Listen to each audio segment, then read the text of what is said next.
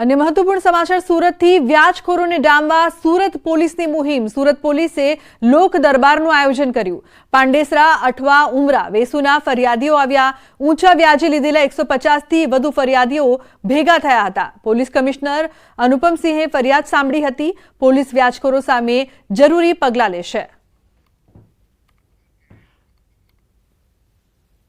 જે ઝોન 4 વિસ્તારમાં આવનાર છે પોલીસ સ્ટેશન વિસ્તારના અહીંયા લોક દરબારના આયોજન કરવામાં આવેલા છે, જેમાં લગભગ જો 30 જેટલા ફરિયાદી આપણા પરિવાર સાથે અને લઈને આવ્યા છે। એના ત્યારે તાત્કાલિક ઘણા બધા એવા કેસીસ છે કે તુરંત ગુના આપી એના એટલા પુરાવા છે કે દાખલ કરવા માટે તો પોલીસ દાખલ કરવાની કાર્યવાહી બી ચાલુ છે। तो राजकोट आकांड मामले हाईकोर्ट में सुनावणी। सरकारे सौंपेला रिपोर्ट पर हाईकोर्टे सवाल उठाव्या छे। पहला આગનો બનાવ બન્યો હતો, નોટિસ આપી હતી એનો અર્થ તેમને ખબર હતી? એડમિનિસ્ટ્રેશનમાં ખામીઓ હતી? કેટલાક અધિકારીઓના કારણે રાજ્ય બદનામ થાય છે। શાળાઓમાં તપાસ મામલે એજીનો હાઈકોર્ટમાં જવાબ। શિક્ષણ વિભાગ દ્વારા યોગ્ય આદેશો અપાયા છે। શાળાઓ બંધ કરવી એ કોઈ સમાધાન નથી, તો જરૂરી કાર્યવાહી। આગની ઘટનાઓમાં જાગૃતતા જરૂરી છે।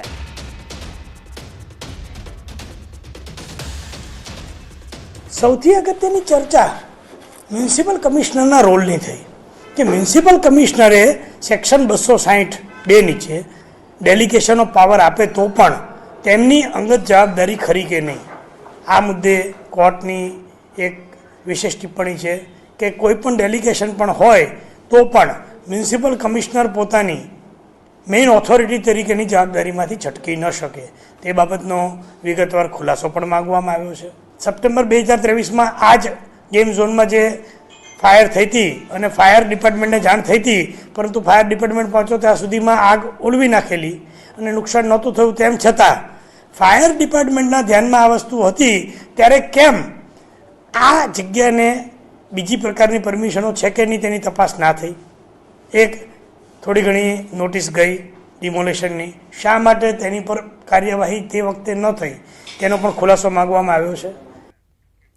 તો ગાંધીનગરના ભાટ ખાતે આવેલા જર્મન બંગલોઝમાં ભીષણ આગ લાગી હતી। આગ લાગતા ફાયર બ્રિગેડની 5 ગાડી ઘટના સ્થળે પહોંચી હતી। આગ પર કાબુ મેળવ્યો। આગમાં આદિત્ય આર્ય નામના વ્યક્તિનું મોત નીપજ્યું છે। તો આગ લાગવાથી ઘરનો માલ સામાન પણ બળીને રાખ થઈ ગયો હતો। બંગલાની કિંમત લગભગ 10 કરોડ હોવાનું અનુમાન છે। આગ લાગવાનું કારણ હજુ અકબંધ છે।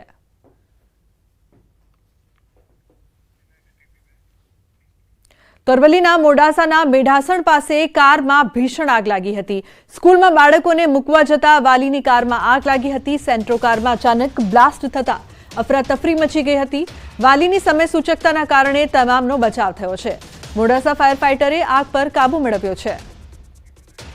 તો સ્કૂલમાં બાળકોને મૂકવા જતા વાલીની કારમાં આગ લાગવાની ઘટના બની હતી। સેન્ટ્રો કારમાં અચાનક બ્લાસ્ટ થતા આગ લાગી હતી।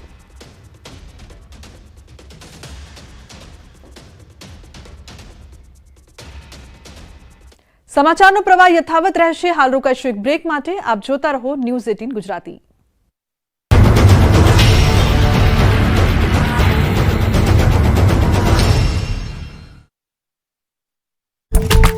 નદીનો ચેકડેમ થયો ઓવરફ્લો। મેઘરજના સરહદી ગામડાઓ અને ઉપરવાસમાં ધોધમાર વરસાદને પગલે નદી નાળાઓ જીવંત થયા। ચેકડેમ ઓવરફ્લો થતા આહલાદક દ્રશ્યો સર્જાયા। સારા વરસાદથી કુવાના પાણીના સ્તરમાં પણ વધારો થશે। અરવલ્લીના મોડાસામાં 24 કલાકમાં 3 ઇંચ વરસાદ। મોડાસા શામળાજી હાઈવે પર ખેતરોમાં પાણી ભરાયા। ઇસરોલ ઉમેદપુર પાસે મગફળીના ખેતરમાં પાણી ભરાયા। ગ્રામીણ પંથકમાં સારા વરસાદથી ખેડૂતો ખુશ। બનાસકાંઠામાં 2 દિવસ ભારે વરસાદ। નડાબેટનું રણ બન્યો દરિયો। રણમાં જ્યાં જુઓ ત્યાં પાણી જ પાણીના દ્રશ્યો દેખાયા। વેરાન રણ ધોધમાર વરસાદને પગલે દરિયો બનતા લોકોમાં ખુશી। તાપીના વાલોડમાં ટીઆરબી જવાનની સરાહનીય કામગીરી। ટીઆરબી જવાને પાણીમાં તણાતા વૃદ્ધનો બચાવ્યો જીવ। લો લેવલ પુલ પરથી પસાર થતા પાણીના ધસમસતા પ્રવાહમાં તણાયા હતા વૃદ્ધ। ટીઆરબી જવાન મનીષ ચૌધરીએ બચાવ્યો જીવ। માધવપુર સહિત આસપાસના ગામોમાં જળબંબાકારની સ્થિતિ। ગેડ પંથકના પાતા ગામેથી ધસમસતો મધુવંતી નદીનું પાણી દરિયામાં વહેતું થયું। ઓજરત અને મધુવંતી નદીના પાણીના કારણે માધવપુરના ખેતરો પાણીમાં ગરકાવ। માધવપુરનો ભાતીગળ મેળો ભરાય છે તે મેળાના ગ્રાઉન્ડમાં પાણી ભરાયા। મહેસાણામાં 2 ઇંચ પડેલા વરસાદમાં માનવ આશ્રમ ચોકડી નજીક આવેલા કીર્તિસાગર બંગલોઝમાં વરસાદી પાણી ભરાયા। કમરસમાં ભરાયેલા પાણીમાં એક કાર તરતી હોય તેવા દ્રશ્યો સામે આવ્યા।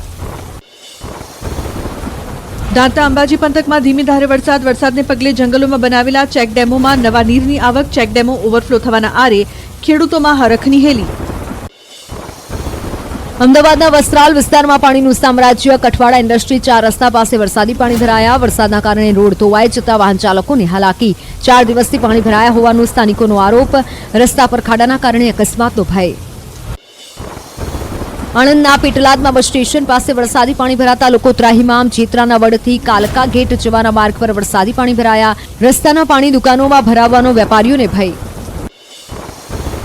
બનાસકાંઠાના લાખણીમાં 11 ઇંચ વરસાદથી ખેતરોમાં તારાજી, કુડા, મોરાલ, દેતાળ, ડુવા ગામમાં ખેતરોનું થયું ધોવાણ.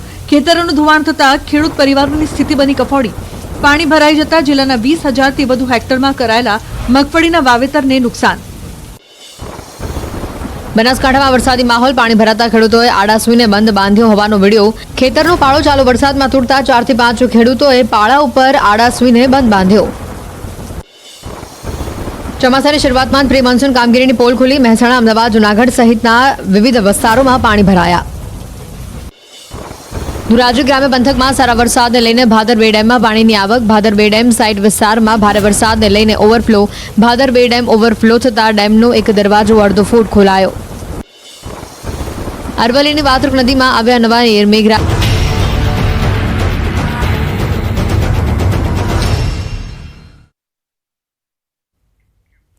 Welcome back. સમાચારમાં આગળ વાત કરીએ રાજકોટની. રાજકોટ સેન્ટ્રલ જીએસટી ઓફિસમાં દરોડા પાડવામાં આવ્યા છે. સીબીઆઈ ટીમના દરોડા. જીએસટી અધિકારીની ચાલી રહી છે પૂછપરછ.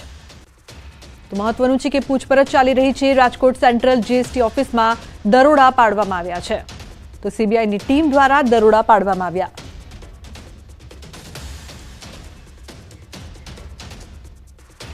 ગીર સોમનાથમાં બિનવારસી ચરસ ઝડપાયું છે. મરીન પોલીસ સ્ટેશનના સામેના વિસ્તારમાંથી ચરસ મળી આવ્યું છે. અંદાજિત 72.70 લાખની કિંમતનું ચરસ પકડાયું છે. એસઓજી પોલીસને પેટ્રોલિંગ દરમિયાન મળી હતી બાતમી. તો તપાસ કરતા મળ્યો 454 ગ્રામ જેટલો ચરસનો જથ્થો. સમુદ્ર કિનારે પેટ્રોલિંગ સઘન કરવામાં આવ્યું.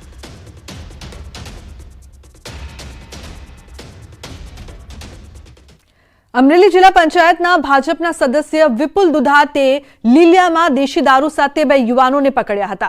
બાઇકમાંથી દેશી દારૂની પોટલીઓ મળી આવી હતી. વિપુલ દુધાતે વિડીયો પણ વાયરલ કર્યો હતો. દેશી દારૂ વેચનારા ઈસમોને પકડીને પોલીસને બોલાવી હતી. તો અમરેલીના લીલિયા તાલુકામાં ખુલ્લેઆમ દારૂનું વેચાણ થતું હોવાનો મેસેજ પણ વિપુલ દુધાતે જાહેર કર્યો છે. વિપુલ દુધાતે ગુજરાતમાં દારૂબંધી સામે ગંભીર સવાલો ઉઠાવ્યા છે.